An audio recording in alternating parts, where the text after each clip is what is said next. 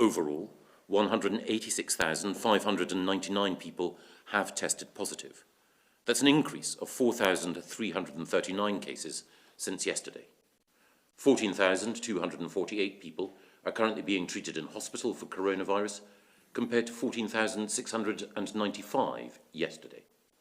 Sadly, of those who have tested positive for coronavirus across all settings, 28,446 have died. Behind the numbers, there's been an increase of 315 deaths since yesterday across all settings. And this week, we will be piloting new test, track and trace procedures on the Isle of Wight, with a view to having them in place more widely later this month.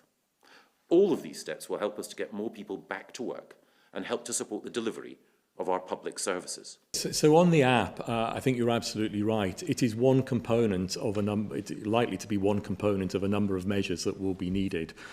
I would think it's unlikely that on its own it is going to be the single measure or the single intervention that will ensure that the virus is always under control. Undoubtedly, this government, like all governments, will have made mistakes, but it will be impossible to determine exactly which were the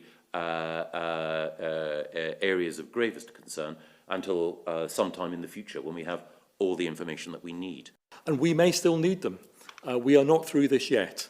And although government policy and the scientific advice is to try and ensure that the virus does not start to spread widely again, we can never absolutely be certain. And therefore, for the months ahead, we need to maintain that extra capacity until we have more certainty.